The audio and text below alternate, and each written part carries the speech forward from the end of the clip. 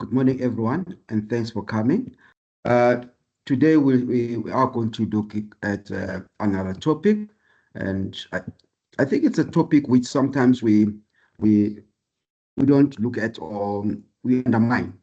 I want us to understand how group dynamics works, especially in research, because my understanding is that some of us we are doing a group research. Some of you maybe you are doing individual research, but going forward you'll be asked to work in group in certain research or in certain projects. And I want us to understand on how this group dynamics comes up, and especially in research, because I've realized that if we don't have the theoretical background of group dynamics, sometimes we struggle to work in research where there are groups. Sometimes we have group research and so on, work together in a certain project as members and all of this. So we need to understand some of those dynamics and so on, so that you understand how does group dynamics works in research. And I'll be bringing some of my own experience, especially in a certain project where I've been working with that project for the past years. I think it was from 2015. We have different phase on that project. Yeah, and I'll bring some of those experiences which I've learned working with others in the group, especially the research project. So I want us now to quickly go to what we are going to look at today, insofar as group dynamics, especially in research. I think the first one, we need to understand what group dynamics is all about. There's an first outcome. The next one, definitely we need to identify the characteristics of a group. Okay, how do you differentiate a group? What are the characteristics which are eminent in a group? And also discuss the value of groups. We are going to look at the stages of group development. How does a group develop? Where does it start? Okay, and I want you, when you go through some of this content, and look at your own space. Okay, if you have been put in a group research, or if, for example, some of you started new employment and so on, how did that process go, especially because you are in a group. When you go to employment, definitely you're going to be part of a group. So when you look at those stages of group development, think about yourself and your experience also. Okay, and also understand. I think I thought that I can't talk about group dynamics alone, because within the groups, or the group which have been formed for research, there is diversity. Okay, especially in a case whereby you are put in a group of colleagues when you are supposed to do one research or a topic, and you don't know them, and people are going to bring their different diversity in that group. Okay, except if, for example, you have been given a leeway to formulate your own group, then definitely you are going to look at people who are similar in regards to your characteristics, and also the dynamics. Maybe it could be cultural dynamics or demographic dynamics and so on. But you have a leeway of choosing the group which you want to belong in. But if you have been selected randomly, then becomes a challenge. We also need to understand how diversity affects groups, and also how to manage this diversity within the group, especially in group research, because there are dynamics. Okay, so those are the few outcomes. Maybe think about this. What's your understanding about the concept of a group? What's a group? And also, do you think that group dynamics is also applicable in research? Maybe you are bringing something which is not relevant in research. Morning, Nomhle, do you want to say something? Good morning, Dr. Kubeka. Good morning, colleagues. Okay. I definitely do think group dynamics are very important and applicable in research. I mean, from the planning phase where, colleagues can actually plan, collaborate, brainstorm, and utilize each other's strengths and abilities. So yeah, I'm personally of the opinion that yes, definitely they are important. Thank you. Thank you for sharing that, Namhle. But I just want to also to indicate, to say, sometimes when you look at groups, we are not focusing at the relationships which we have with our supervisors. Remember that the relationship, what you work on with the supervisor, you are in a group because you are more than one. Okay, so you form a group with a supervisor, and all some of these dynamics, they are also applicable when you start your research with your supervisor, and as you are going through your different research phases with your supervisor. In other words, don't look at the point whereby you have been grouped to say work on this activity like we do normally at high school and so on. That relationship you have with the supervisor, it is also in the form of a group. So look at those dynamics. Look at the aspect you are going to discuss today and see how applicable are they, especially with your supervisor as you are working through your projects. Okay, so I want to make that aspect upfront. Okay, I think we need to understand a group. I think Forsyth, those are the people sometimes they describe what a group is. They say it's whereby two or more individuals who are connected to one another by social relation. Like I was saying an example between the relationship which you have your supervisor. It's a group. In other words, it should be more than one, two and above. Then you form a group. Okay. And it's so interesting in research, when you want our students to work in groups, sometimes if you give them a leeway to form groups, we normally do that online. Then we say to them, form a group of 4 and so on and all of this. And if it's a situation where students know each other, they start to group themselves according to that aspect. But if they don't know each other, some of them, they struggle to be part of a group. And I always say to my students, most of the time, if we do a group research, make sure that you pair yourself with people whom you are not familiar with, if possible. Okay? It also happens even with adults. When you are working on you have a certain group research. When there's a task to be worked on, we always like to work with certain people. Okay? But I found it, well, maybe there are other dynamics and personality and so on. But I found it that you learn better from others, the people you are not familiar with. I'm not sure in your case because you are more on distance learning. In my case, when I deal mostly with my students, especially my first year students in the first term and so on, we have students who are coming from other countries. And when they come, especially in the first term, they struggle a lot. And some of them, what they do, they just try to group themselves according to their locality, okay? From this area in Southern Africa will try to group themselves with these people from this area. They start to not to be part or group themselves with the people who are coming from their local area. And I know those dynamics, but when they come to me with problems, I always say to them, we are struggling, especially with the language itself. Expressing themselves, some of them, they struggle. Then I'll say to them, the best way, make sure that you associate with people who are not coming from your same country or similar country. Associate with the local so that you'll be able to acquaint yourself with the language and so on. And as time goes on, they start to do better in that area, okay?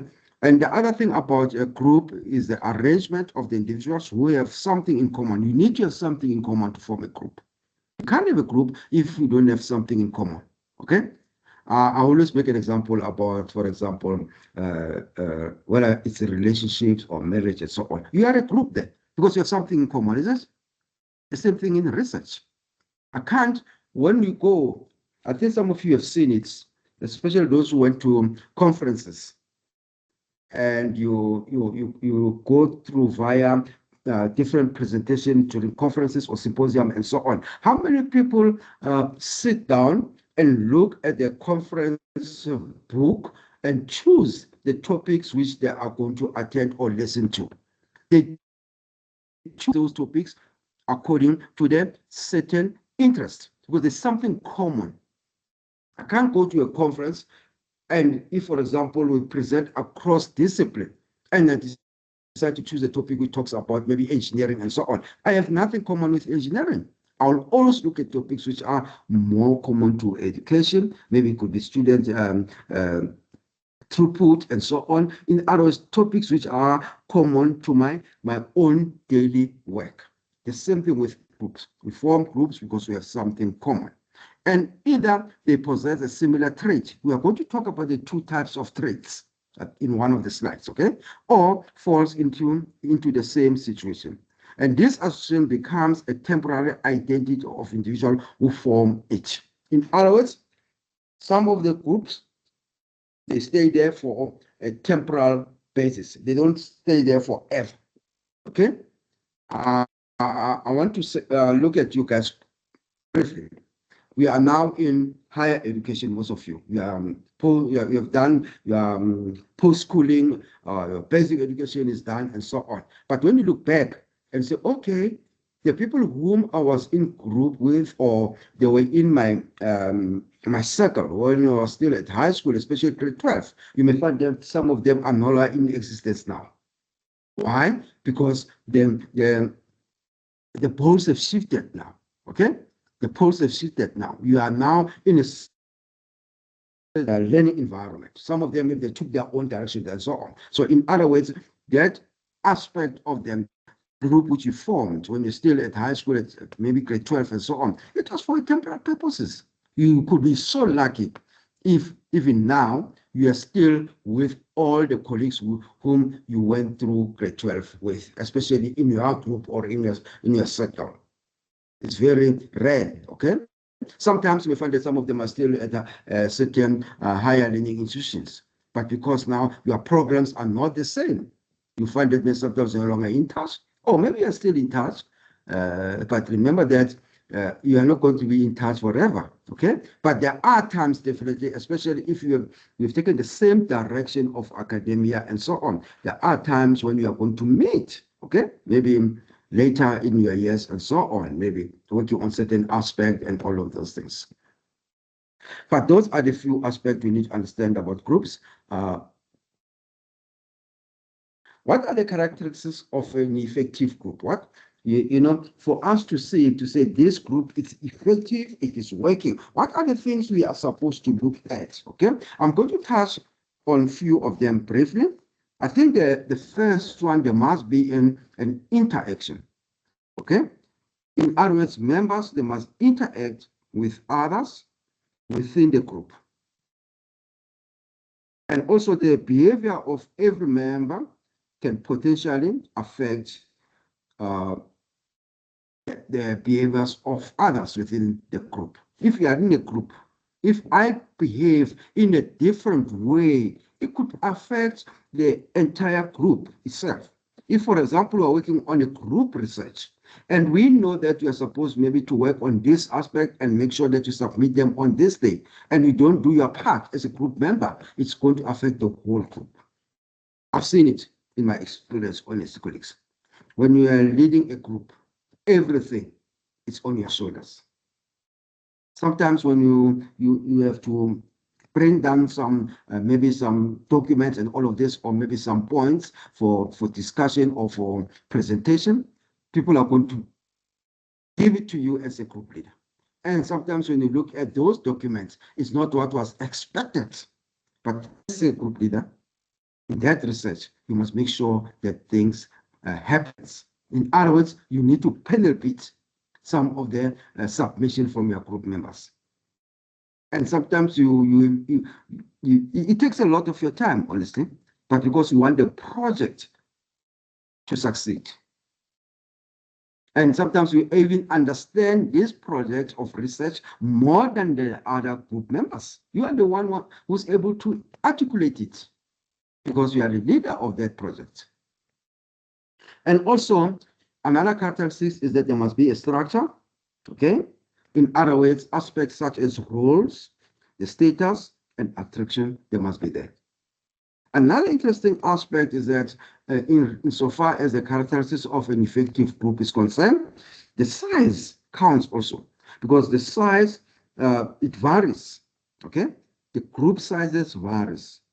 We have group which we refer to them as a dyad. In other words, there are two people in that group. For example, the one which you have with your supervisor, it's you and the supervisor. So you are only two. Then it becomes a dyad group. Okay? So we also have groups which are whereby there are three members in that group. Okay? Sometimes we refer to it as a triad. You find that maybe it's you and with the other group members. We have small group, which normally consists of at least 4 to 20 members. When you do you collect your data, okay?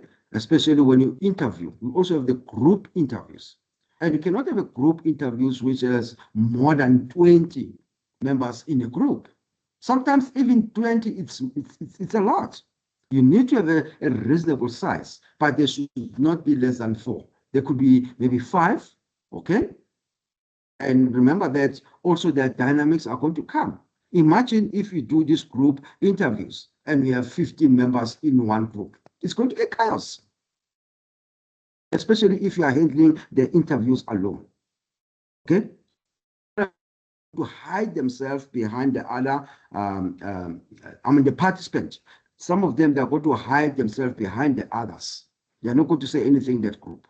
But you, as an interviewer, you are the one supposed to direct that process if you have many members in a group whom you are interviewing.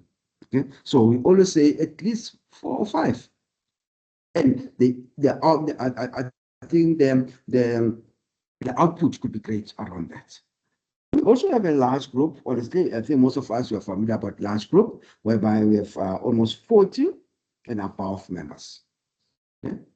And how do you interact with those members of a large group? Think about a classroom where you have almost 400 students, and you're lecturing them. How do you make sure that you interact with them? And they attend, and they're there face to face with you. You need to have a way on how to work around so that you achieve your goal. Another aspect in regards to the characteristics of a group is that there must be a goal. You can't have a group if you don't have a goal. Okay? There must be a goal which needs to be attained. We know that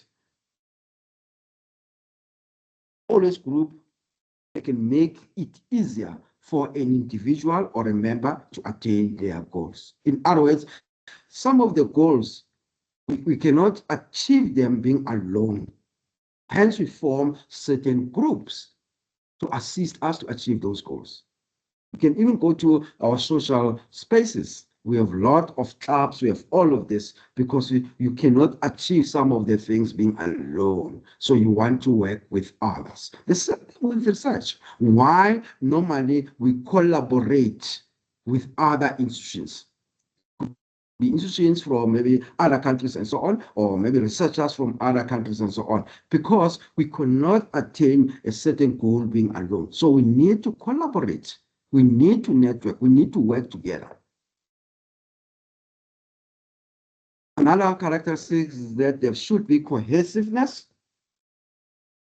Basically, cohesiveness refers to the group's strength and the relationship with insofar as linking the members to another and also to the group. In other words, cohesiveness, it means that it's a link, how these members talk together within the same group so that they achieve the same goal. There is a cohesiveness. There is working together. There is a link between these group members. Colleagues, we are not saying that as if you are in a group of research, you will agree with everything. Okay? With your supervisor. Some of you don't agree with your supervisor. Okay? And sometimes your supervisor doesn't agree with whatever you submit. And those are the dynamics in a group environment. Because sometimes you may find that you are bringing something within this relationship with your supervisor, and the supervisor does not understand it. So it's your responsibility to convince the supervisor. And the only way I say to my students to convince a supervisor, you need to bring an empirical evidence. Okay, for example, you cannot say when you write up your maybe your problem statement, you point out on something which does not exist. We need evidence. Okay, then how do you bring evidence? You need to give us something which has been written or argued about that aspect. Then you see that within that relationship with your supervisor, it works better in that case. But we know that also in regards to cohesiveness, it indicates that a high cohesiveness group, it experiences enjoyment and also satisfaction than the one which is less cohesive. Why? Because people in cohesive groups, they experience high self-esteem because we are linking, we are working together in this group, we are one. The self-esteem also becomes high. But if we start to work against each other in the group, it creates problems. Okay? People mostly, definitely, when their cohesiveness is high and the self-esteem is also high, it also allows to reduce the aspect of anxiety. Okay? Because remember that the group always provides a source of security and protection. So if we don't work together in this group, definitely we'll have a challenge. Okay? But if we are working together, and we know that that group or this group, it gives us a little bit of security and protection. The self-esteem becomes good, and also the cohesiveness becomes also great. So we want you guys to make sure that in your groups you work as one, as much as possible. It also depends on the size of the group. It also depends on the diversity of the group. But at the end of the day, there should be something which drew all these group members together. And I think from my side, it's the end product of the project. Because you want to achieve in regards to a certain project, especially a research project. We also have what you call another characteristic which is eminent in the group. It's referred to as temporal change. We know that sometimes groups, they come to non-existence. In other words, there are a lot of changes which can happen in a group. Basically, a group is not static. A group has a lot of changes, okay? And these changes, they need to be adhered to. You know that some groups are stable, you know, and others definitely, they are not stable. And that's why they always change on a continuous basis and they're not static. Groups always experience conflicts. There will be conflicts within groups. There will be power issues within groups. Sometimes you are a group leader of this research project, in your case, for your portfolio and all of those things, and others, they feel that you're not leading them in the good direction. Those power issues, they're imminent, okay? And you have to deal with them. But if members, they know and they understand your goal and they're able to follow how you lead them, some of these power issues that are easily to work around. I think those are the few characteristics I just wanted to share.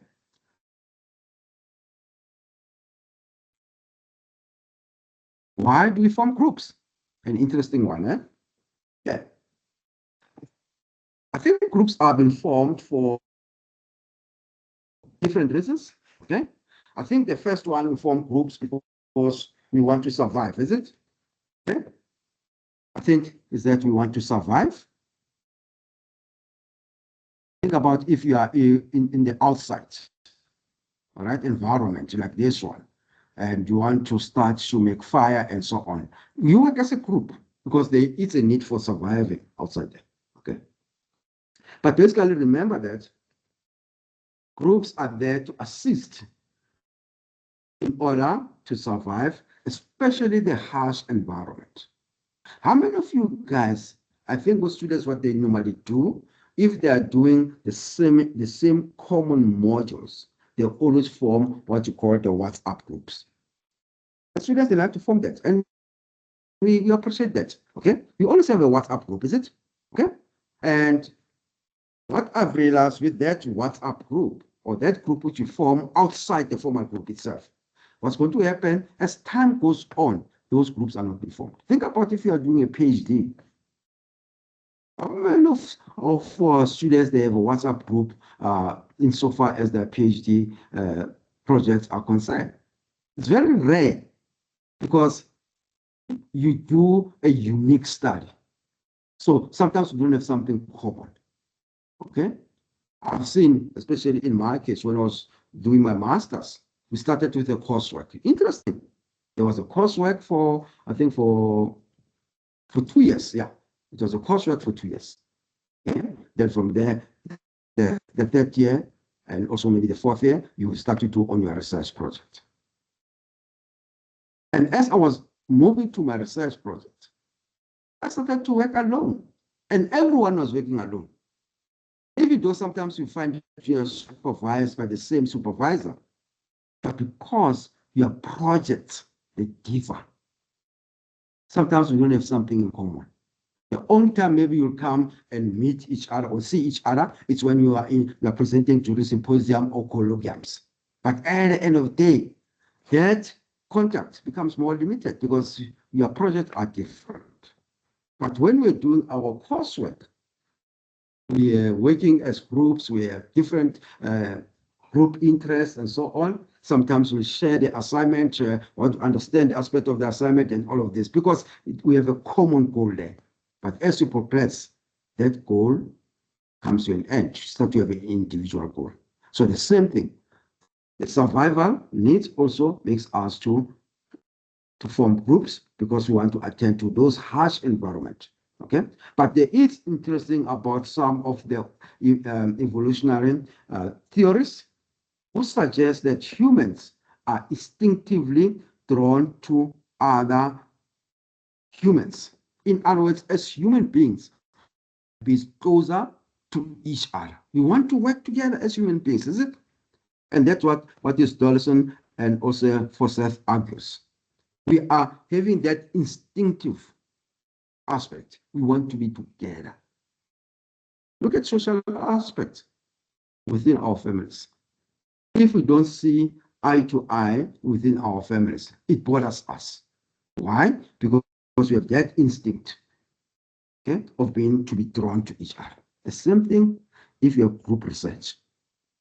If, for example, as members, you want to work on a certain project, and there are members who are not towing the line, it affects the other members.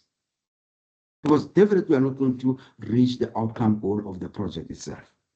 The other aspect of why groups are formed, it's a matter of psychological needs, okay?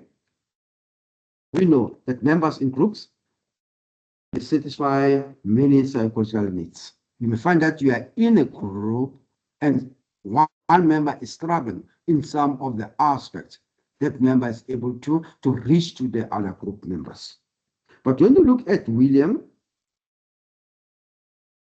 especially in his fundamental interpersonal relations orientation, stresses the relationship between individuals' behavior in a group and their needs to receive and express inclusion, control, and attention.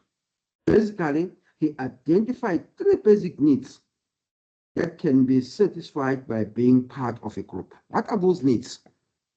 According to William, is that 1, inclusion is one of them.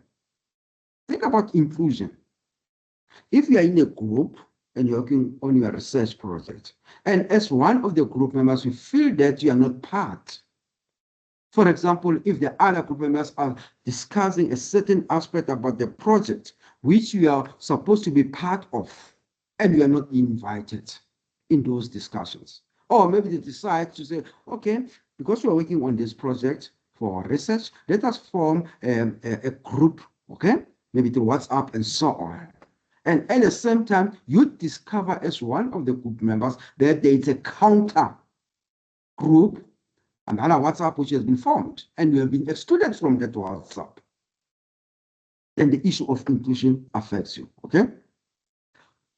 But basically, inclusion is more about the desire to be part of a group and to be accepted by a group. I'll give a simple example. Maybe some of you have moved from one position to another position. How do you feel if you move from this institution to another institution and you end up not feeling well accepted by the new institution? You feel bad because you are excluded, and that affects you. And that's why other colleagues will find that they don't stay longer in those institutions. They want to move to another institution because there is no inclusiveness here. Okay, and remember that inclusiveness, colleagues, I'm not talking about personality now. Inclusiveness in far as the work-related aspect are concerned. And you find that sometimes there is no, the principles of are not being adhered to when it comes to your site. How do you feel? Then that's why you feel that you can move to another institution. The same thing with research. Okay, you want to be accepted by this group. Your input in this group research, you want also to be heard. Not to say it's correct, but you want it to be heard. So that maybe if there's a counter idea about your input, you debate that input. But if the other group members are not going to hear you, you end up being aloof from that group project. All right? You end up to say, no. When they call a meeting in regard to this research project where you're in a group with, you always drag your feet. Okay? Sometimes you don't even contribute. Sometimes you even think of pulling out. Okay? Another basic needs which he identified is the issue of control, which is the need to guide the group by organizing and maintaining the group processes. The last one is about affection, is a desire to establish and maintain positive reactions with others.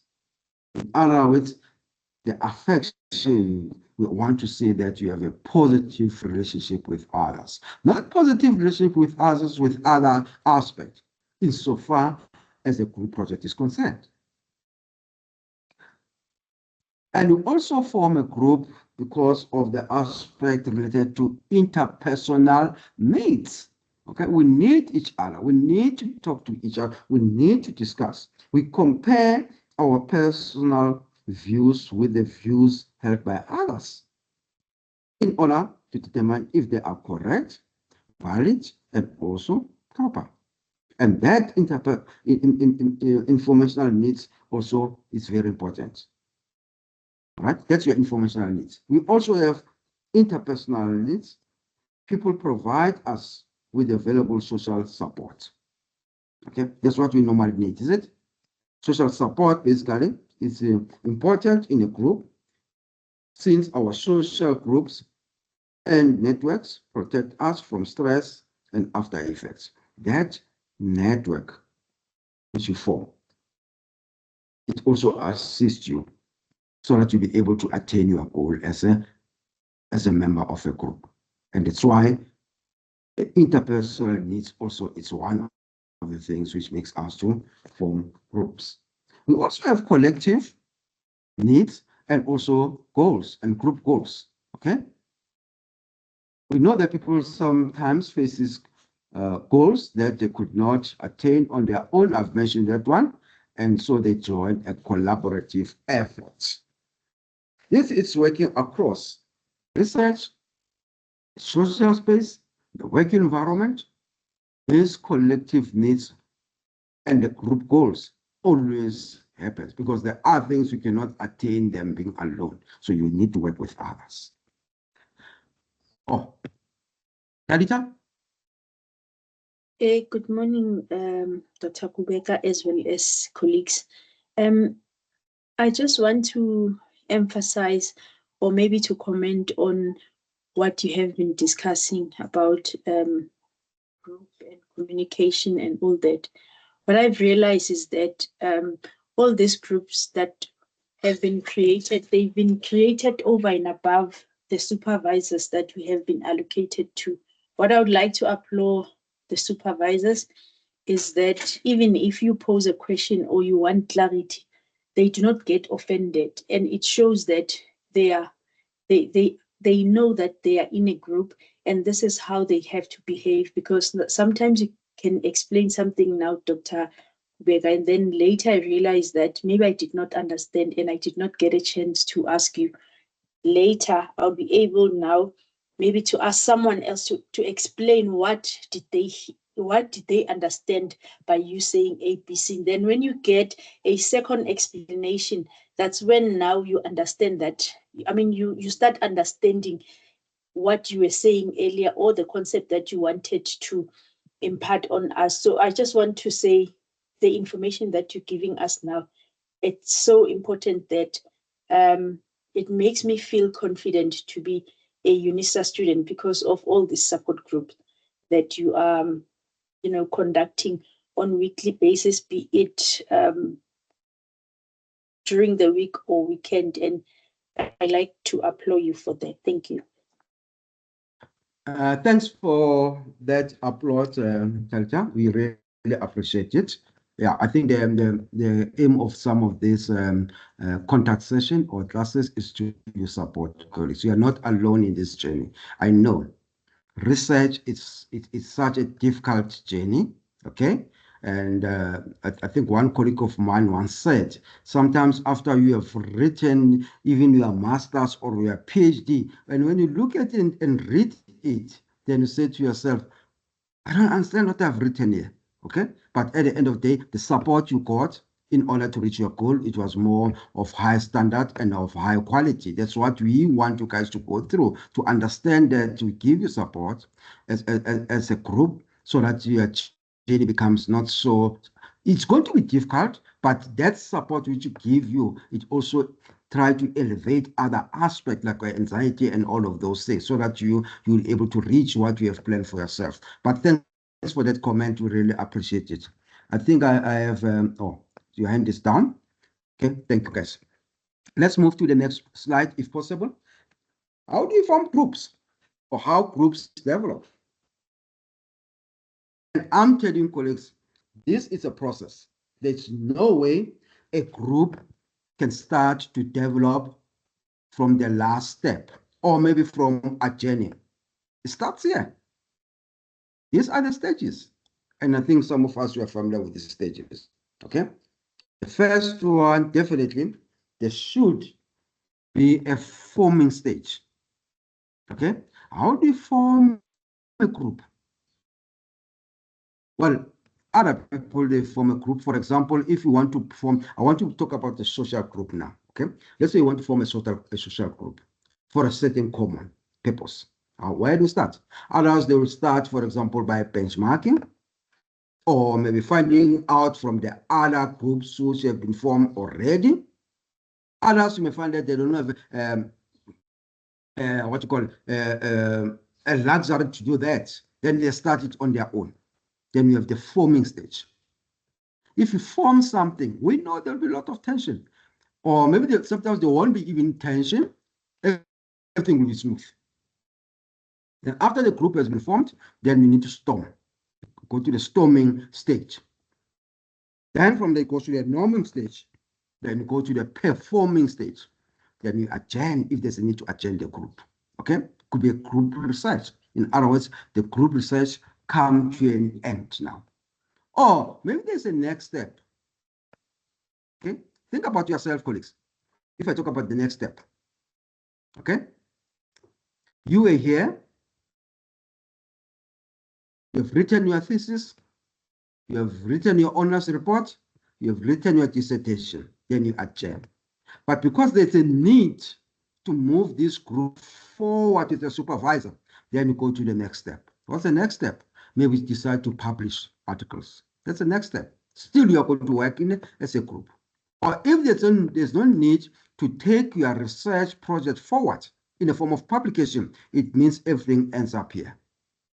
And I'm telling you, colleagues, those of you who will be doing their maybe their masters and they're doing their PhD, you realize here immediately after you've graduated and you have sent your document for graduation, then everything is good. You have your document, everything is there. you'll find that relationship with your supervisor, it starts to slow down. Others just end. You end up having no conversation with your supervisor. But if you are so lucky, you may find that with your supervisor, you still have the next step. You still talk about other projects. Okay, but also depend on the goal. But what I've seen with most students, once they graduated, is the end of the road. Okay, especially if you have your master's or maybe your PhD and so on, or even your honors. Others going to be only the honors. Then there will be any conversation with their supervisors. While others maybe find that they've moved to study with other institutions, then they'll form a new relationship with other supervisors. Okay, those are something which happens. But let's quickly look at each stage briefly now. I've tried to summarize it according to Tuckman. The first stage, definitely, the forming stage, okay? And that's what we normally refer to it as orientation stage, okay? And it's where most of the time you realize that a sign of anxiety are evident from the group members. I want us just to think if you are operating in a form of face-to-face contact, okay? You form this group for a research project. You have the first meeting, okay? Then you meet together there. You don't know each other. There will be a lot of anxiety. You are not sure whether these group members are going to accept you. You are not sure whether things are going to go well, okay? And also, the communication is formal and restrained. And imagine in that situation, someone must lead this group. I think I've seen it most of the time when you do workshops and you start to form online groups, then they say join this group, or automatically they make you to join that group. Most of the time they make you to join that group automatically. And when you are meeting there online, like we are meeting now, sometimes there's no person assigned to lead the group. That's not what happened. There's a lot of tension. But someone will come up maybe who's a bit brave and try to lead the discussion. Okay? But at the same time, you may find that you are not even sure about each other. But when the discussion progresses, now you start to socialize and you start to understand each other's point of view. Then from there comes the aspect of reporting now if you're supposed to report. And I've seen most of the time, people who have started the conversation in that online group, they will say, I'm not going to report. And I do agree with them because they're the one who have broken the ice. No one wants us to start this conversation. And they're so brave. So why should they report again? Okay, then start to appoint someone to report. But look at this orientation stage again. There's a sign of anxiety. I think it's a repetition there, sort of colleagues. And also, group rules and norms are set out. All right? We need to have rules now. How are we going to handle this project? Who's going to make sure that leads this project? Okay, as a group leader. And what are the roles of other group members? If you take it to a social setup, we also have those things, is it? Always when you meet and you form a certain group for specific attainment, let's say maybe you want to have a certain project, maybe to buy a car for someone else, we are 10 of you, you meet for the first time. Then we have all those dynamics, okay? Then after you've moved from the formal stage to come to now to the storming stage, it's where conflict starts to happen. Remember that the previous stage, it was just an easy stage, okay? Everything was sailing so well. Now you move to the next stage. And it's whereby the discussion needs to take place now. And once discussion starts to take place, there'll be conflict. There are things you're not going to agree about, is it? And tension eases and members starts to talk freely. Okay. In other words, now okay, now we understand each other. Now I become part of the group. The inclusion in the group comes in now. Okay. Some internal conflicts emerges also. They can also come up, honestly. Members cooperate and leave personal issues behind. In other words, now as members, we understand that it's not about us now. It's about the goal attainment. It's about this project. Okay. Then we move to the next stage, which they call it the norming stage. There's a lot of cohesion. Okay. Or sometimes called the cohesion stage. Decide how things will be done. Conflict also, there's a little bit of conflict reduction, form a little bit of close relationship with other group members within the group itself. It's a mutual trust and relationship. Now we start to trust each other now. So, okay, at least we are going to the same direction. And think about this. Now we have to move to the next stage, the performing stage now, which is more about the task. Remember that all the other three stages, we're trying to find each other on the different stages and so on. Now we have to do the actual task. And group members, they start to work together, okay? And also the team becomes more productive now because we know our rules. The tasks become clearer to us now. So we work better now as a group members within the group itself. So everything now we are able to perform and we are ready also to deliver, okay? And now, after we've performed our task and we become more productive, we have met the goal, we need to move to the next stage now, which is the adjoining stage. Sometimes you have to dissolve the group itself. And sometimes they refer to that stage as a dissolution stage. Think about your project, your honors project, if you are working in a group. After you have delivered by the end of the year, you have been graded and all of this, you got your marks and all of this, then it means now the project comes to an end. It's an adjoining stage now. And the group dissolve since it has reached its collective goal and the task has been completed. In some instances, in organization, groups do not adjourn since their task is an ongoing one. Okay? Sometimes, what do I mean by that? Let's say, for example, we are in a human resource department. I'm just making an example here. I know that I'm supposed to talk about research. Then from there, there's a group which is formed there from the human resource department to look on how maybe performance management can be conducted in the institution. Then there's a small group which is formed there, okay? They are tasked, they have to look at performance management. Then after delivered on their task, that group, it will never dissolve because they belong in the same department. That's what I mean here, okay? But basically in research, sometimes the groups comes to an end, all right, because the project has been delivered. But sometimes it goes on, especially if, for example, you find that it's a project where it's supposed to take many years, maybe 5 years and so on, okay? Then the group members are going to continue in the second phase, the third phase, and so on. But remember that as you're continuing through these phases over 5 years, for example, the same project, you may find that there are other members who are coming in the group and the other members who are leaving. Because sometimes you may find that some of them, they become newly employed in the institution or in the units, then they have to be informed about the project, others they're leaving the institute and so on. So all those aspects or dynamics, they must be adhered to. We know that there are different roles which people they can assume or take part in a group. There are very different roles, okay?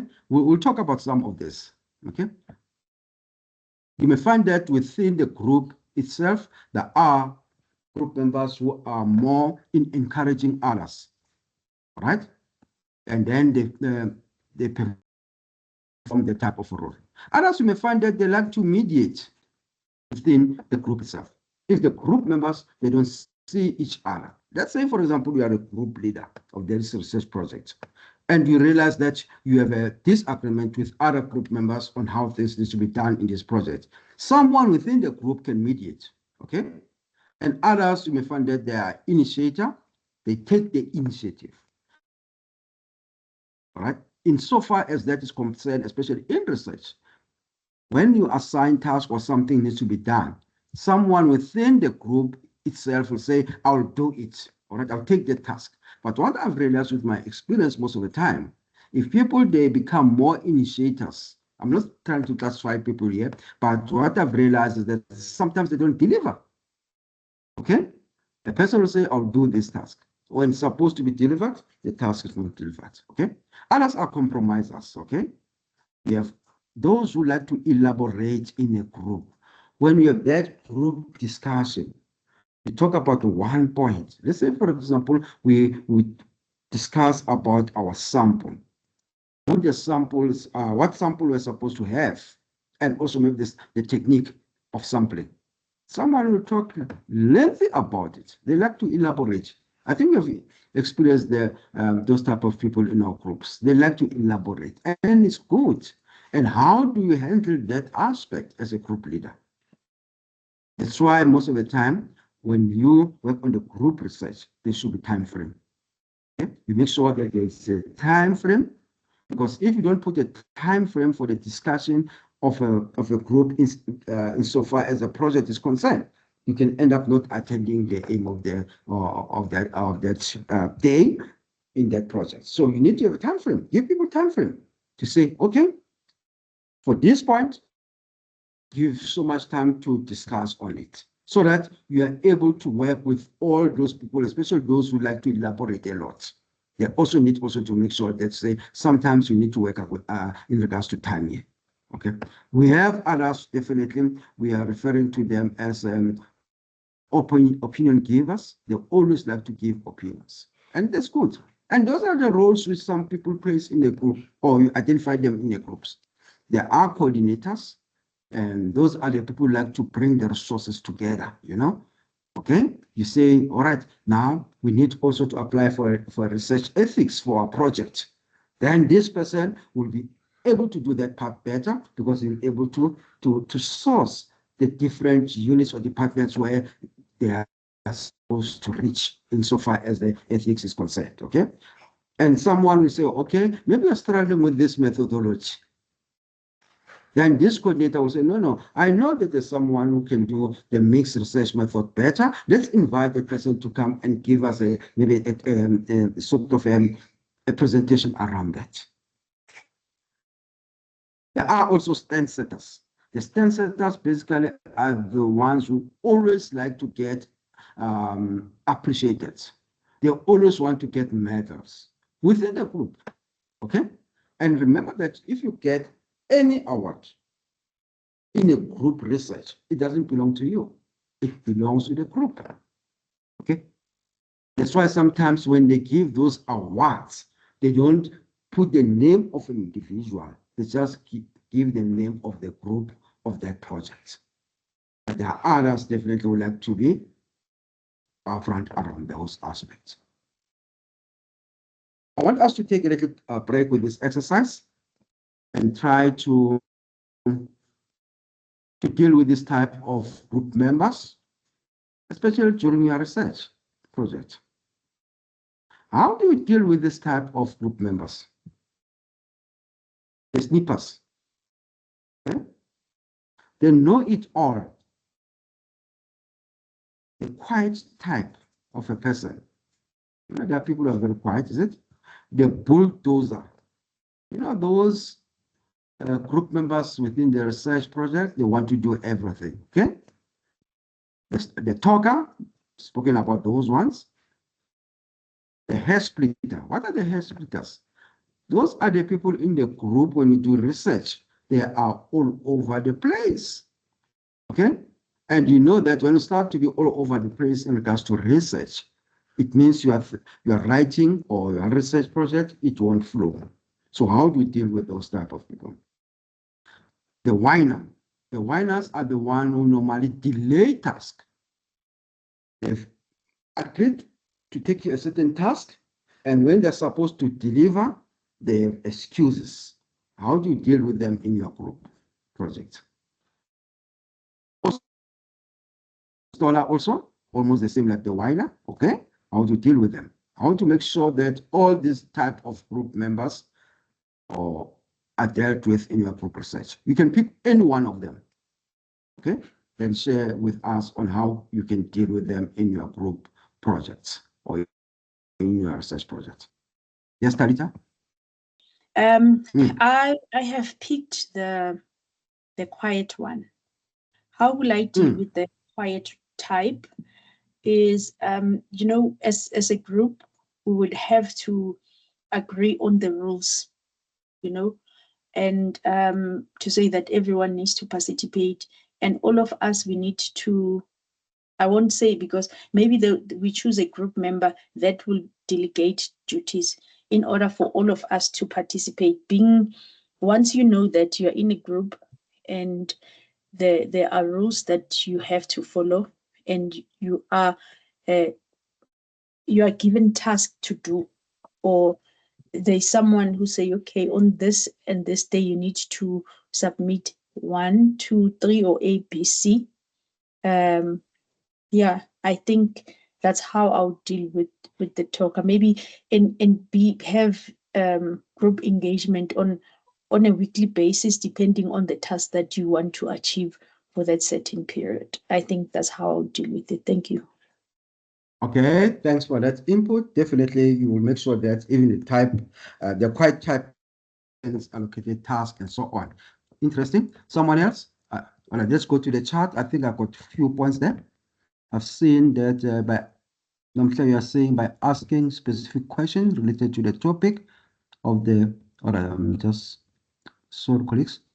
You say by asking specific questions related to the topic of the research to the quiet types. Interesting. I think we are concerned about those who are more quiet in our group projects, is it? We look at the next colleagues, as Naidu, we are saying the quiet type need to engage the individual and ask for their feedback, thoughts, have to make effort to involve them. Okay. Let's look at the talker now. Set out time for each and every one in team to give feedback. This will prevent the talker for stealing the limelight. Interesting, eh? I think also the talker will have a problem with those who like to elaborate a lot, okay? Then you say, I will add on setting the rules, okay? I'm not sure which one you are referring to, the group member there. That know it all, the quiet, the hair splitter. I want someone to look at the one whom we refer to there as the whiner, you know? The one who likes to complain a lot. How to deal with that person in the group, especially research. You know, we have those type of group members. They complain a lot. If, for example, you give them a task or you say, we need to work on this task. Let's say there are 6 tasks which we need to deliver. And you say each group member must take 1 task, okay? And this other group member always like to work with others. Say, I can't work alone in this task. I need someone to assist me. How to deal with that person, okay? And take in consideration the size of the group also. Because remember that if the size of group is very, very lean, okay? And there's no one can assist each other, we need to take individual tasks. But this one feels that definitely I can't work alone in this task. I need someone to work with me. So those are some of the things we normally find in the group dynamics, okay? I'm not saying it's wrong, okay? Then we have others who like to bulldoze. You know, people are bulldozing. In other words, their views are the one who's supposed to be heard. They don't want other people's views to be heard in the group. They are the best members of this group. So how do we deal with those people? Well, we have a lot of ways on dealing with some of this type of group members, is it? I think someone is responding to the whiner. I like that one. Always look for the negative, need to limit their stage time. Definitely, okay? But it's others definitely they want to be there. But we deal with them in a different way, is it? Maybe as we are closing, I don't know, not sure, Nomke, want to say something? I can see your hand is up. Let's close it and move to the next one quickly. Yes, Doctor. Thank you. So just to add, I think somebody did comment about the whiner. I think overall group norms, having maybe a group leader who would, delegate, but also be some form of a moderator. Like I'm just thinking, for example, the sniper who's always shooting everybody down. There you'd need, somebody who's is slightly assertive and making them aware that such behavior is unacceptable, and we need to work together in a respectful manner. Thank you. That's interesting. Yes, I agree with that one. I just want to look at what Wendy has given us here. She says the winners should be asked why are they in the group in the first place, ensure that members understand the role and the firm on enforcing the group rules. I agree with you a lot. But remember that sometimes these group members, let's say you are working on a research project, they want to be there also because they want to attain their qualifications and so on, because one of the outcome, they must do a project and they've been put in this group, but they still complain. But it's fine. We deal with those people in a different way, but I'm hoping that colleagues, you'll be able to handle some of those type of group members as you're working in your different research projects, okay? So that you attain your goal. Let's move to the next point. I think the next slide, sorry. I want us to see on how can you develop your group performance. Okay, I like the way Tuckman puts it. He says, in order for this group performance to be highly developed, we need to look at some of these things. You need to get to know each other first.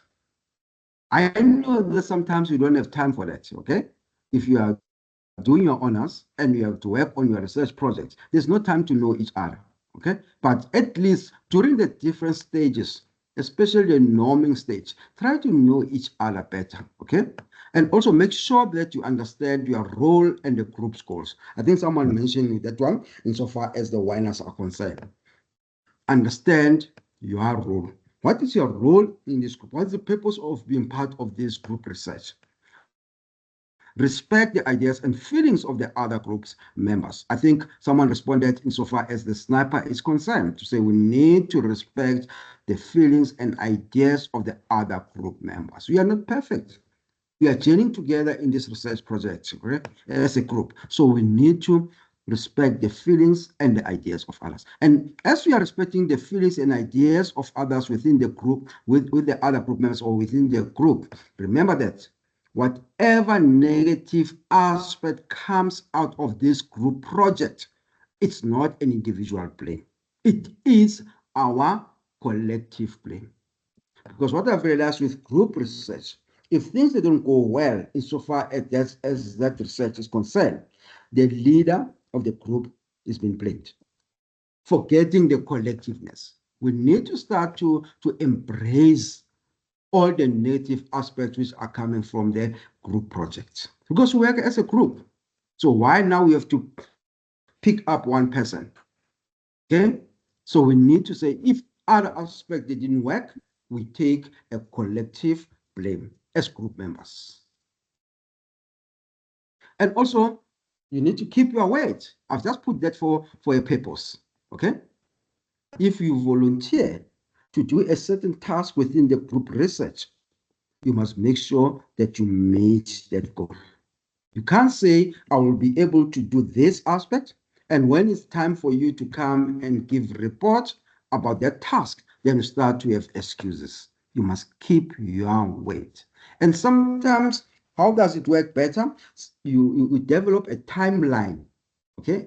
And also the responsibilities to be performed by different group members. So every group member must make sure that they meet their responsibilities according to the timeline.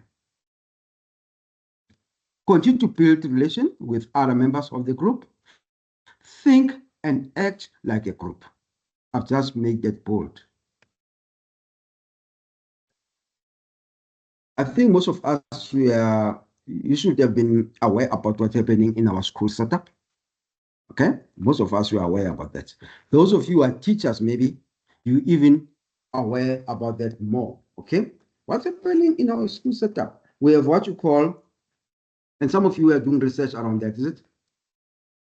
The school management team, which is supposed to work as a cohesive, is it? They must work together as a group. They're a group. And their responsibility is to make sure that they manage the school on a daily basis. Well, we can bring the other element, maybe the SGP, and so on, okay? Which are another stakeholders. But I want to focus only on the school management team. So what happens is that most of the time, you meet as a school management team, then you discuss issues. You are going to disagree in most aspects, is it? Maybe it's we want to do something within the school. Other group members, they have a contrary view, okay? But at the end, you come to the way forward. To summarize everything, say, okay, we agree about APC, even though other members, they have contrary views about that aspect. But at the end, the discussion meeting come to this agreement.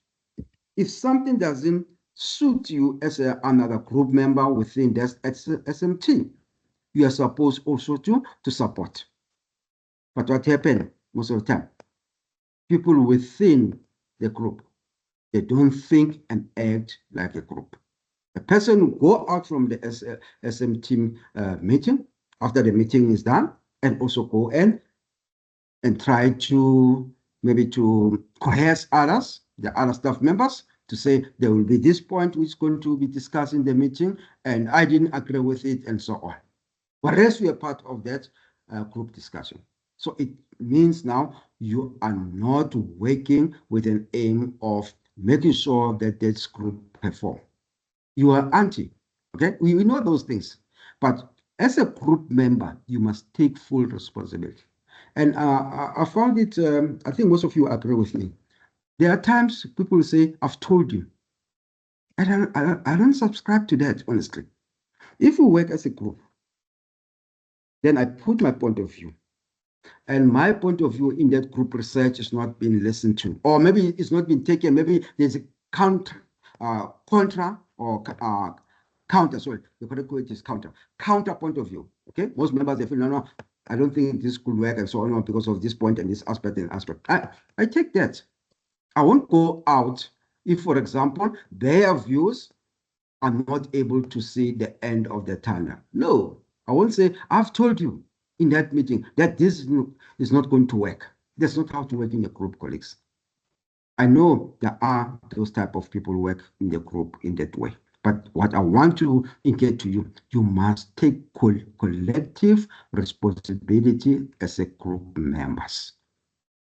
I can't go out and say, okay, guys, because in this project, my ideas, we didn't take them. That's why we were given 50% for this project. It doesn't work like that. Okay? Yes, you like to get more marks, is it? But at the end of the day, you are not, maybe your articulation about those aspects was not so convincing, maybe. And the other group members, they see it in a different way. Avoid groupthink. I've spoken about that one. Be flexible. Remember that when you talk about group dynamics, things will change. Okay? There's no way I can do the things the same way as I did the previous 5 years when I was working on a certain research. Because now I'm working on another research project. It's a different one from the previous one I've worked on. But the experience I've acquired from the previous project, then I can bring it here differently. But I won't be able to do the same thing the same way because the dynamics are not the same now, okay? So we need to try to be a little bit flexible, okay? Insofar as adhering to the group performance. I think most of us who have worked on the different projects can share maybe what you have noticed in your group members when you were working on your research project. Maybe one aspect, okay? Let me just check. There were some few aspects on the chart. The one says this group of people you also get in the workforce too, which is painful. Yeah, I agree with you. Winers are available at our workplace and are lazy but busy bodies. Okay, interesting also. I think some of the aspects which you have just said, some of them, I think you have noticed them when you are working on a different research projects. It could be undergraduate. Sometimes we have a group research project for undergraduates. Sometimes it's more on a postgraduate and so on. Let's quickly look at another colleague there. We are saying, SK, in my group, I have a member who is not ready to do any once his task involves, I think there's some typing errors there, but you say the other part of the sentence says the other one is not ready to do any advanced reading. Yeah, I think it's a challenge, is it? Think about if, for example, in your group research, you ask people to read certain articles before you meet. It's a challenge about reading, is it? Yeah, but I'm not saying other people definitely they will do it. Others they will maybe they don't like to read a lot of material and so on. Okay. The other colleague says that people tend to relax and not to put any input with the mindset that it's a group work. Yeah, sometimes we hide behind the group members, other certain group members. That's what's normal happen. So, but how do you deal with it? Remember, we spoke about those people who are more quiet within the group project itself. You need to deal with those people, especially the others who hide behind the group members. They don't want to bring any input because they think it's a group project. Okay. The go-getters, I like that one. Let's hear about the go-getters, motivators, and ones who share and take charge. I like that one also. There are others definitely that are more go-getters, like we have indicated. If there's something which we need to work on, someone within the group members will say, I'll go and find out how do we write an ethical an document and so on, because I'll liaise with this person and that person with the institution and so on. So those are the go-getters, is it? Okay. I think thanks for your input. Shelly, Thank I you can see so your much. hand is up. Yes, thank you so much, Doctor. I just wanted to talk about the critics. Though there are those who always criticize everything, and they will want to influence, group members about what is being said in the group. They will always criticize everybody, and they let others down all the time. If you're a group member, you really, really need to be careful about those kind of people. Thank you so much, Doctor. Yeah, I really appreciate you bringing that aspect, honestly. And the critics, most of the time in certain groups, okay, they always make the other group members not to feel welcomed in the group itself. And they end up sometimes not even participating, and also maybe not adhering to them to the planned meetings about a certain group project and so on, because they know that there will be those people who are going to criticize them. And it's not good, honestly, insofar as group dynamics are concerned. Yes, there are those people, honestly, okay? And even though you can start a research project together, definitely there will be one or two. There's no way you can find someone within that group project who does not have that characteristics of being a criticizer. They criticize everything. Okay, but yeah, it's tough to work in a group research. I'm not sure if this African proverb, am I saying it correctly? I think it has to do with, I think they say, in order to walk fast, you need to walk alone, is it? But in order to walk far, you need to walk with others. Yeah, I think I've said it correctly. Okay. So how do you work out this in a group project? I always see that if I have a group project, yes, it's good to have a group project because we collaborate. But at the same time, you need to have your own individual project, because you may find that sometimes insofar as the group project, the progress is a bit slower. Okay? Because there are a lot of dynamics, is it? Maybe you are 10 or 15. But the project which you are working individually on it, you become more faster. Because most of the time you don't need to consult and get maybe other people to read other documents, to give feedback and all of those things, to collate them, the inputs and all of this. You do it alone. Sometimes it's more quicker. It's good to have them, both of them, honestly. Don't have group projects alone. Also have individual projects. Then we'll see the progress will be good around that. So that if the other one goes slower, at least you know the other one you are able to reach the goal faster. Okay. Nomke, is your hand up? Yes, Doctor. I'll be very quick. Just to add to what you're saying, I'm just thinking of, the individuals. I tend to call them, the last minute. They drop a bombshell, and I think with what you've just mentioned, that even in a group where you've got a group a project, it's very important to have your individual, because that last person who just disappears, drops a bombshell, disappears on everybody, then the next thing there's gaps in there's gaps in the in the project. So backup system, I believe it's always important, but delegating, having everybody having their own individual, it's quite important. So just emphasizing what you're saying, and also what Shelley has mentioned, having those that demotivate through negativity and so forth. Thank you, Dr. Kubeka. Thank you for responding to that. Highly appreciated.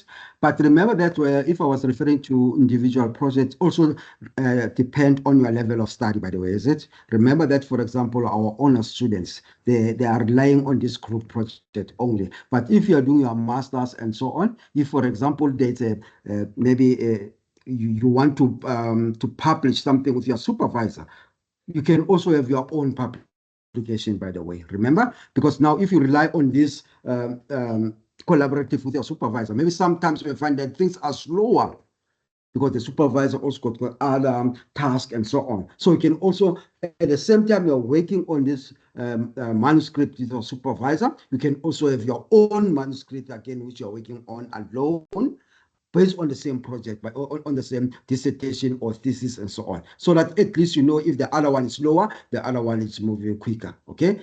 As we have spoken last time, I think I want to indicate again, we've spoken about indicating that your first publication, the supervisor must be there. Okay, then going forward, you don't have to include the name of the supervisor. But if you want for maybe to ensure that everything becomes more rigor and so on, you can also include your supervisor throughout. There's nothing wrong with that. Okay, but thanks for bringing that up. I want us to look at the diversity now. Group dynamics, definitely within groups, there are a lot of diversity. Okay, all those characteristics we're talking about, it has to do with diversity. We need to understand that we are not the same. Okay. The last one we're just sharing, we spoke about the issue of people who are always criticizing. We are not the same. Definitely we have those type of people. Others, they don't even go to the extent of being the critics in the project. In general, they like to criticize everything. Okay? But we need to look at those aspects to say we are not the same. But how do you deal with these people? And it's so tough, colleagues, and I'm telling you, I think most of you have experienced it. It could be within your research project or maybe in your working environment. Always when you bring a point, someone will criticize you. Always. How do you deal with that? Okay? And sometimes when you bring that point, already you know that your argument, the first person is going to have a counter argument with your views is this person. Because that person belongs in that group. But how do we deal with that? It's tough, eh? But let's look at diversity. Basically, diversity, it refers to the ways that people in organizations differ. We differ. We differ in different aspects, okay? And especially in the organization we are in now, at this institution, we differ. Also here, in this contact session of today, there is diversity, we differ. Okay, by being differ, I don't say that we don't agree on points, but what we are not the same, definitely. Okay, there are things which make us to differ. Already, I can pick up from all this discussion how many colleagues were engaging more than the others. Others, they didn't say anything, let alone in the chat, let alone raising their hands. But I'm not saying that it's wrong, because we differ.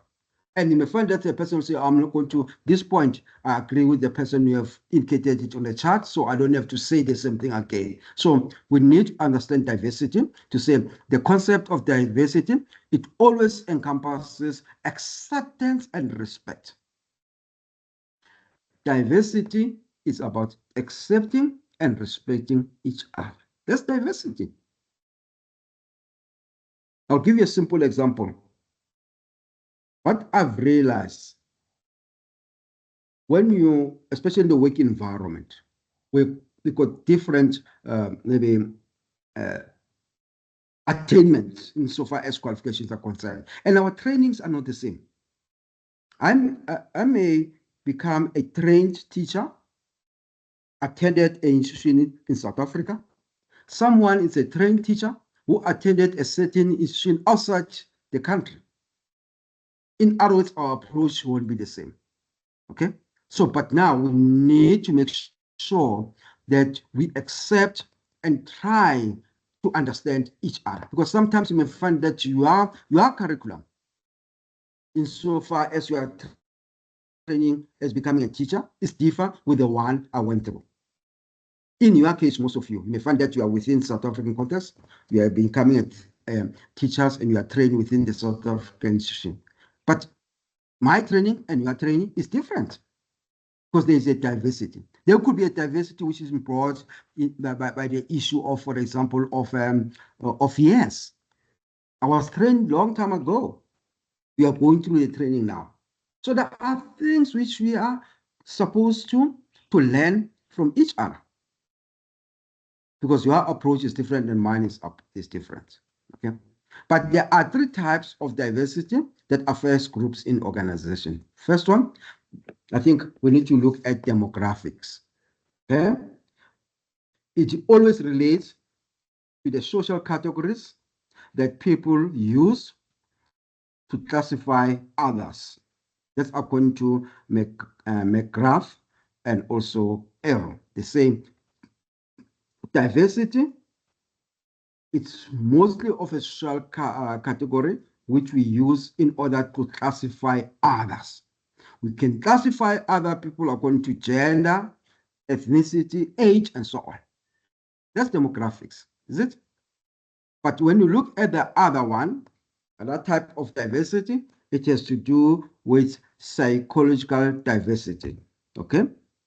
It also relates to the differences in people's cognitions and behavior.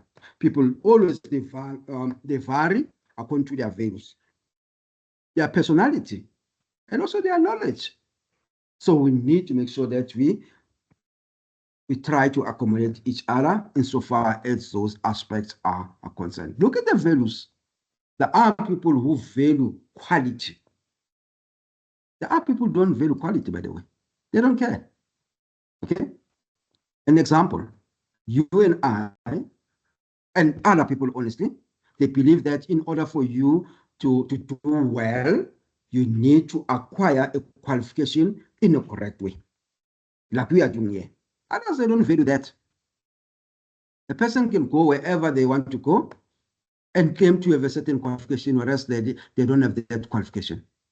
Because their values, they differ from you and I.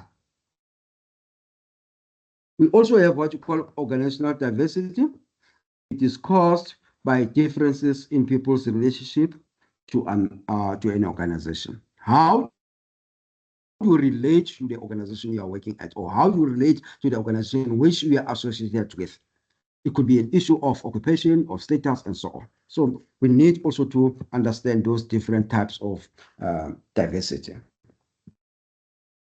The two types ways in which to view how diversity affect groups are the following.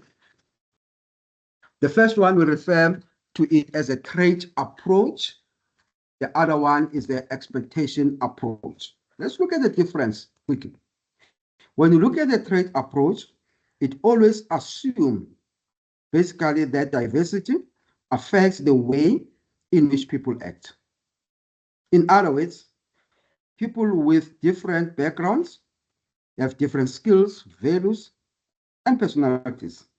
And these differences can affect the way in which they interact in a group. In other words, people, they interact in the different groups based on this type of personalities. Could be maybe in the form of skills or values and so on. But when you look at the expectation approach, basically, it focuses on the beliefs that people have about other people. All right? In other words, you look on how we look at other people. That has to do with expectation approach. We expect, for example, if we do a research project, we expect certain traits from all the group members who are working on those projects, on that research project. And one of the traits we expect all members to respect each other. We expect all members to engage and also to have maybe a same common goal around the project is concerned. That's the expectation approach. And this expectation of beliefs change the way in which they interact with people from different backgrounds. In other words, like I was giving an example insofar as being trained as a teacher, okay? I expect, my expectation is that when we are teaching our students, we should have common understanding. Whether you are training from another institution or another environment and so on, but the common goal is that we need to have student teachers who are able to go out and be able to teach our learners there. That's my expectation around that, okay? Well, there are problems of diversity. I think I just quickly run through all of these points. The first one is misperception, emotional distrust, failure to use group resources. It's one thing which we see as a problem of diversity. Sometimes the resources are there so that you understand what diversity is, maybe in a working platform and so on. And maybe there are workshops which have been provided where sometimes there are even units within certain institutions which are looking at the issue of diversity. Sometimes you may find that the unit is called the transformation unit and so on. They always try to give us try to socialize us so that we need to understand diversity better in the working environment to avoid some of the conflicts and so on. How to manage diversity, colleagues? I'm not sure if this color works. I'm not sure the purple one, but some of the approaches that could be used to manage diversity are the following: awareness. Oh, thank you. Increasing awareness to deal with misperceptions and biases. All right. In other words, let's increase awareness about diversity. In my group research, okay, and maybe we need to do it differently in research. I'm not sure it's possible. Before we can be assigned to certain groups to do a certain research project, maybe an understanding on what is expected insofar as group dynamics as you are working on the project, our students need to be aware of that. Okay, before even can put our students into groups, so that people should be aware about some of the aspects or dynamics which can come up when they are working in their groups. That's why we need also to make sure that insofar as diversity is concerned, the awareness, it needs to be there. I think that's my thinking, colleagues. I don't know if it's going to work, but that's my thinking. Because sometimes we say, okay, you are going to do one group research for this course. Then they put you into groups. then you must go and do literature review, you must do all these things. But the dynamics and diversity, well, maybe I'm thinking aloud about some of these things. All right. The other aspect is improving communication and group skills, dealing with groups and organizational conflict issues, how to deal with them so that you understand diversity better. Okay. But I think diversity, it's a challenge we are facing, not only when we work on our group research or maybe in our work environment. As a society, we have a problem with diversity. And that problem with diversity, it makes us sometimes to be more, end up having more conflicts amongst ourselves, isn't it? Okay? I don't want to refer to other issues which are happening now around health and so on. Maybe I'll touch the wrong part in there. But for me, some of the things, the value system there, I don't agree with them. Sometimes I look at myself and say, yeah, we do things which are, I don't know. I think we have also, there are challenges, okay? But we also need to accommodate each other. I believe that we are all human beings. We need to accommodate. It's tough. It strains some of the resources, we know that. But think about if it was you are facing that dilemma. How are you going to react to that situation? Because some of us, we are not faced by that situation by now. We feel things are easy. I'll do this and that and that. No, it doesn't work like that. You can come in, Nomhle, then we'll give Smapamba, if I'm not mistaken, after that. Okay. Thank you, Dr. Kupega. What you've just mentioned about managing diversity, you are not wishing, you've literally hit the nail right on the head.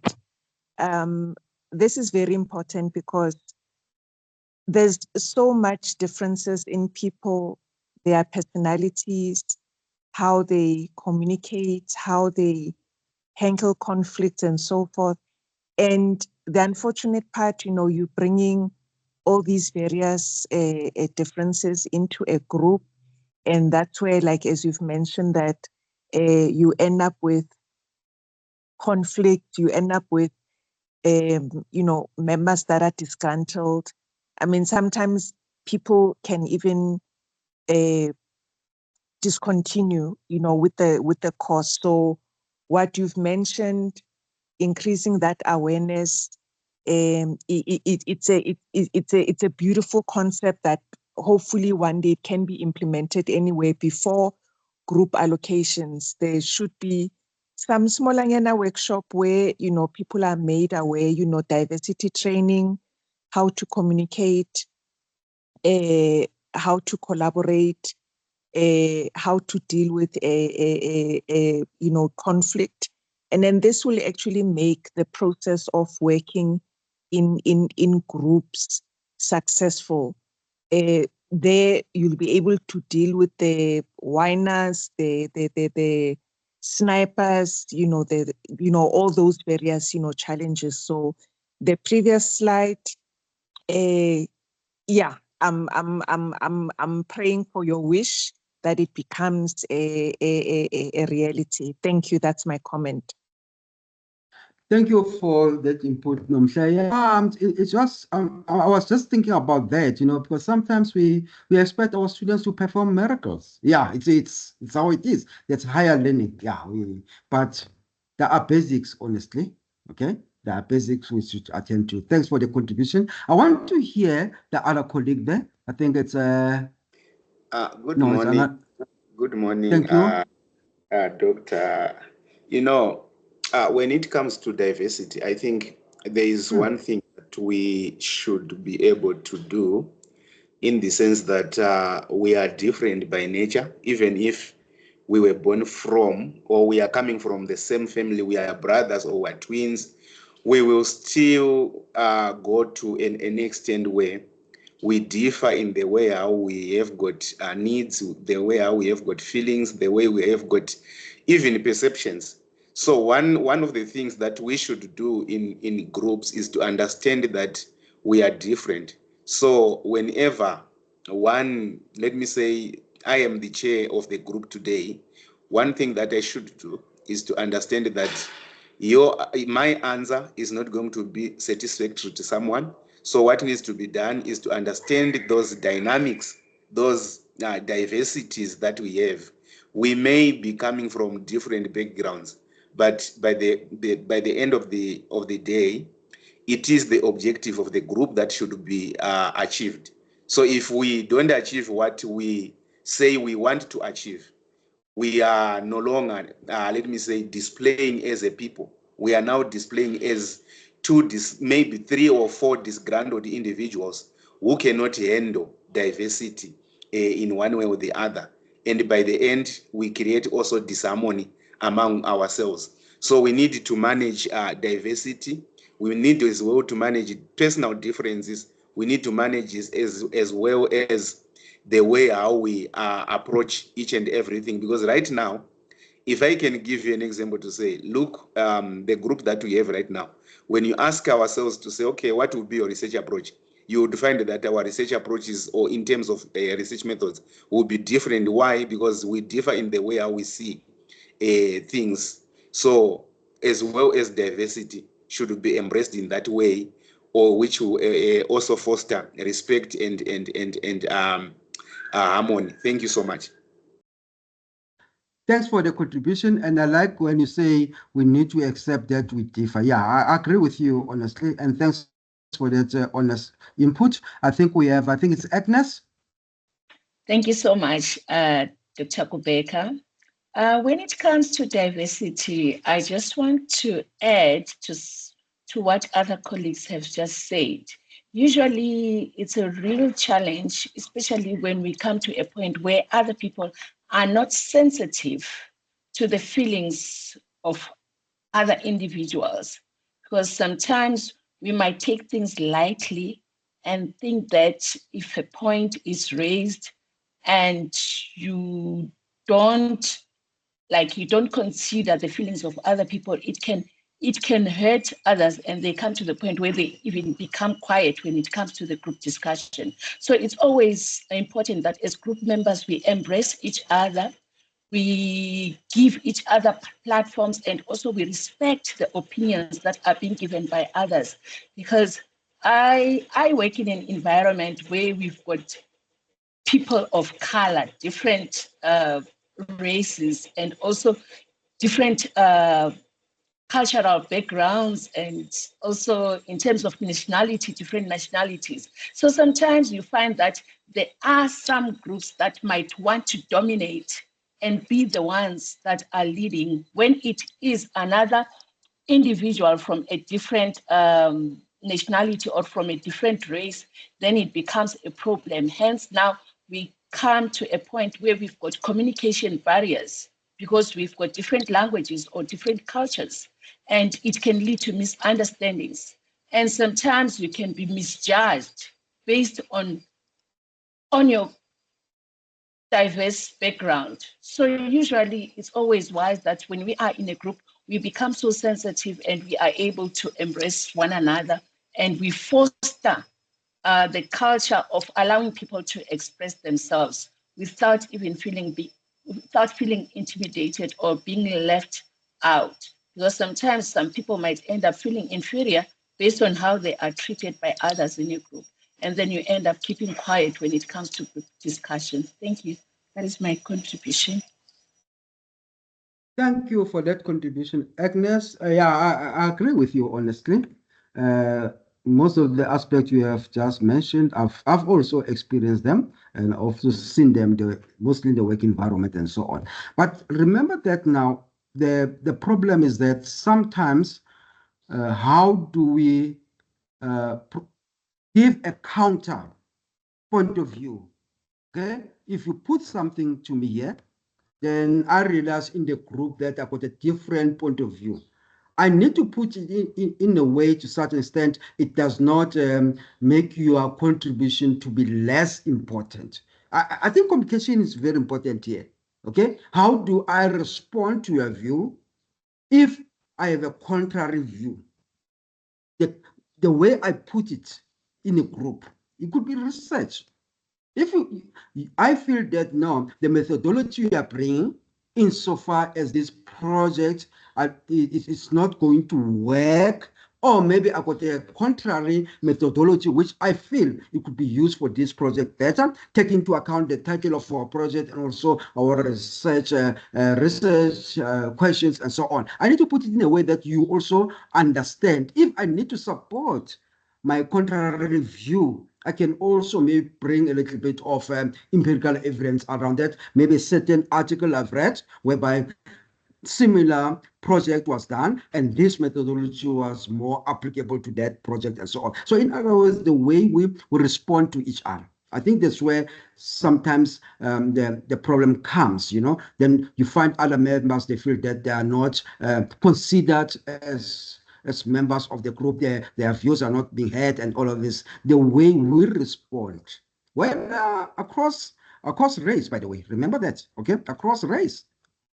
But for me, I believe that the principle must stay, okay? The principle must stay. I was thinking about this, I'm not sure, an old saying, which says you should play the ball, not the person, okay? If you have a contrary view about my argument, it should not be personal. You should not attack me.